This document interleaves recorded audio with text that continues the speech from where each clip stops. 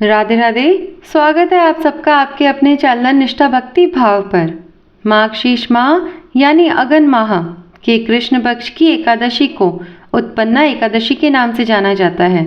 सभी एकादशियों की तरह उत्पन्ना एकादशी भी श्री हरि विष्णु को समर्पित है। यह एकादशी बहुत खास मानी जाती है। इस एकादशी के दिन व्रत करने से व्यक्ति के पिछले जन्म के पापों का भी नाश होता है और उसे मुक्ति मिलती है। उत्पन्ना एकादशी के दिन व्रत रखकर विधि विधान से पूजा करने पर जगत के पालनहार की असीम कृपा प्राप्त होती है।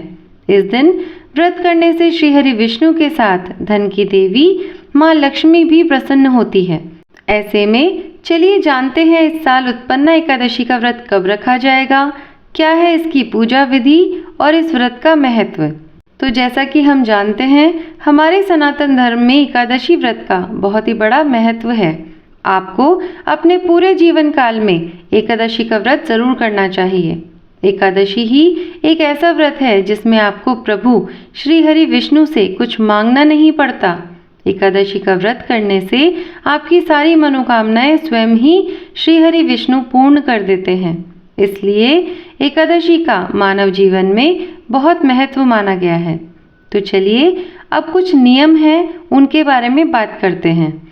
एकादशी का व्रत दशमी तिथि से ही प्रारंभ हो जाता है, इसलिए आपको दशमी तिथि की रात्रि से ही अन्न को ग्रहण नहीं करना चाहिए, क्योंकि एकादशी के व्रत में अन्न का एक दाना भी शरीर में प्रवेश नहीं करना चाहिए।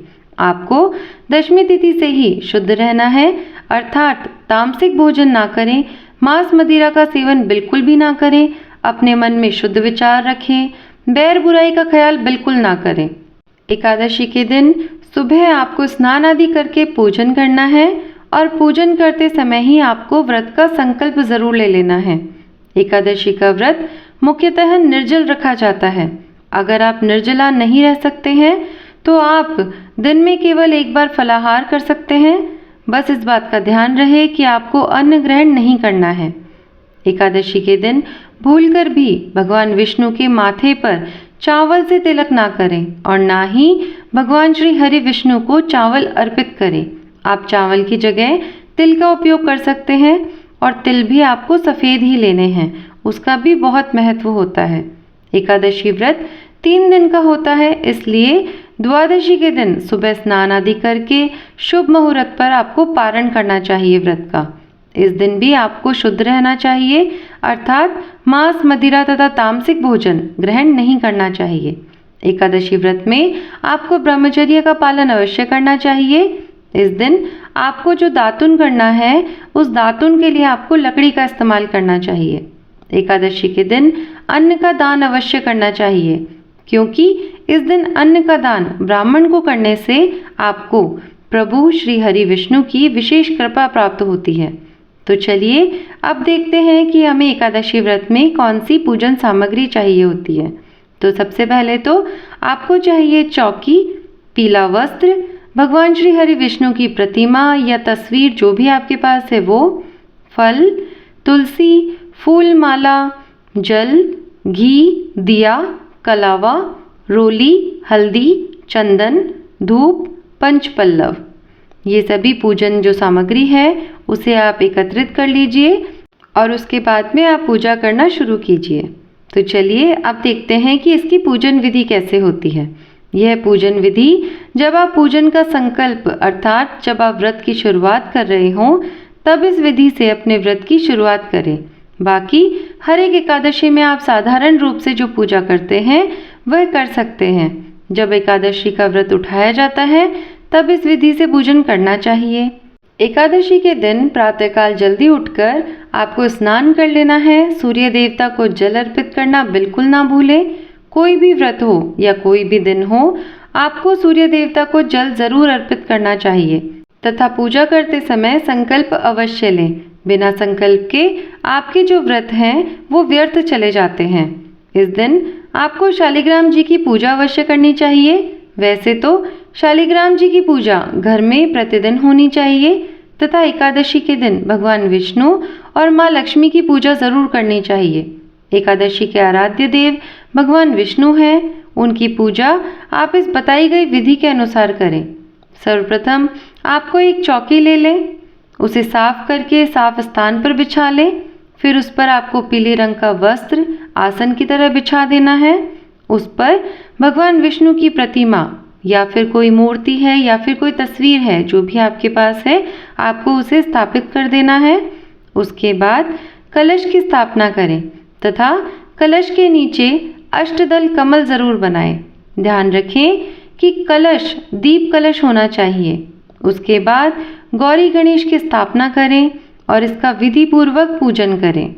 फूल, जल, गंधक, कुमकुम, रोली, जनेऊ, कलावा चढ़ाकर प्रभु की विधि पूर्वक पूजा करें।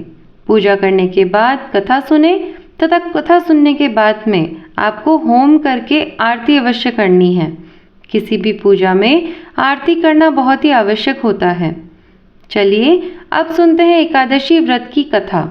एक समय की बात है, धर्मराज युधिष्ठिर के आग्रह पर देवकी पुत्र श्री कृष्ण भगवान ने एकादशी के उत्पन्न होने की कथा का वर्णन किया।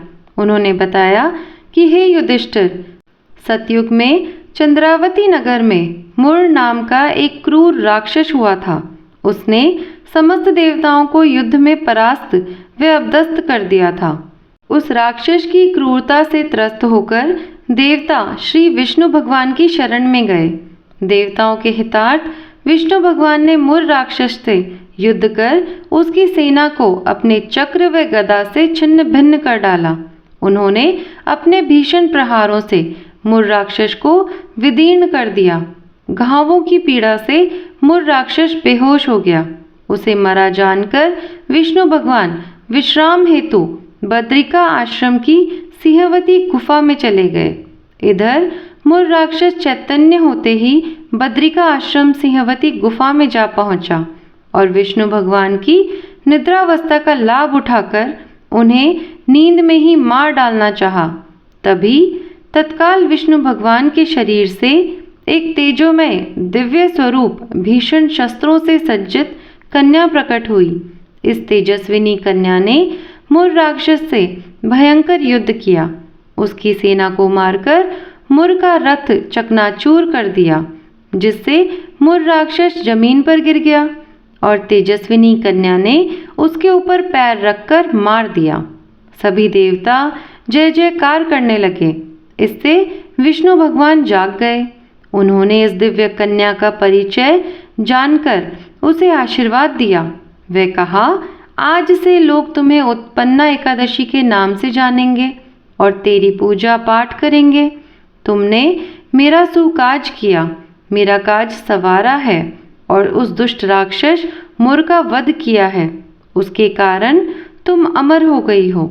एकादशी पर जो कोई व्रत या उपवास करेगा, वह इस कथा को कहेगा, उसके समस्त कष्ट व पाप कट जाएंगे और वह अनंत पुण्य का फल प्राप्त होगा और मोक्ष को प्राप्त होगा। इस वर की प्राप्ति से एकादशी अत्यंत प्रसन्न हुई। इस व्रत की समाप्ति दूसरे दिन सूर्य को अर्घ्य देने के पश्चात विष्णु भगवान की सेवा पूजा करके करनी चाहिए। कृष्ण भगवान ने कहा, हे युधिष्ठिर, इस व्रत के द्वारा संसार के समस्त वैभव और विष्णु भगवान की कृपा स्वतः ही प्राप्त हो जाती है। यह व्रत निष्ठावान के लिए अत्यंत सहज व सरल है। ऐसा कहकर कृष्ण भगवान अंतर्ध्यान हो गए। तो चलिए अब जानते हैं कि इस एकादशी का व्रत किस दिन आपको करना है, शुभ मुहूर्त क्या रहेगा और व्रत पारण करने का समय क्या रहेगा। तो माघशीर्ष माह की उत्पन्ना एकादशी तिथि की शुरुआत 8 दिसंबर 2023 को सुबह 5:06 पर हो रही है। इसका समापन 9 दिसंबर 2023 को सुबह 6:31 पर होगा। ऐसे में उत्पन्ना एकादशी का व्रत आपको 8 दिसंबर को रखना है। व्रत पारण करने के समय की अगर बात की जाए तो 9 दिसंबर 2023 को दोपहर 1:15 से 3:20 तक व्रत पारण का समय रहेगा। इस एकादशी पर रात में भगवान विष्णु का भजन कीर्तन आपको करना चाहिए। व्रत की समाप्ति पर श्रीहरि विष्णु से अनजाने में हुई भूल या पाप के लिए आपको क्षमा याचना करनी चाहिए। अगले दिन यानी द्वादशी की तिथि पर पुनः भगवान श्री कृष्ण की पूजा कर ब्राह्मण को भोजन कराना चाहिए। भोजन के बाद ब्राह्मण को क्षमता अनुसार दान देकर विदा करना चाहिए। कहा जाता है कि जो भी व्यक्ति उत्पन्ना एकादशी का व्रत पूरे विधि विधान से करता है वह सभी तीर्थों का फल प्राप्त करता है। साथ ही इस व्रत के दिन दान करने से लाख गुना शुभ फल की प्राप्ति होती है। उत्पन्ना एकादशी का व्रत रखने से व्यक्ति के सभी प्रकार के पापों का नाश होता है। इस व्रत को करने से अश्वमेध यज्ञ, तीर्थ स्नान व दान आदि करने से भी ज्यादा पुण्य मिलता है। तो यह थी उत्पन्ना एकादशी व्रत की संपूर्ण जानकारी। उम्मीद है आपको ये जानकारी और यह वीडियो पसंद आया होगा। अगर वीडियो अच्छा लगा हो तो वीडियो को लाइक और शेयर ज़रूर करिएगा। और अगर आप चैनल पर नए हैं और ऐसी ही और भी वीडियोस देखना पसंद करते हैं तो चैनल को सब्सक्राइब करिएगा। मैं मिलती हूँ आपसे ऐसी ही एक और वीडियो के साथ में। तब तक के लिए धन्यवाद। राधे राधे।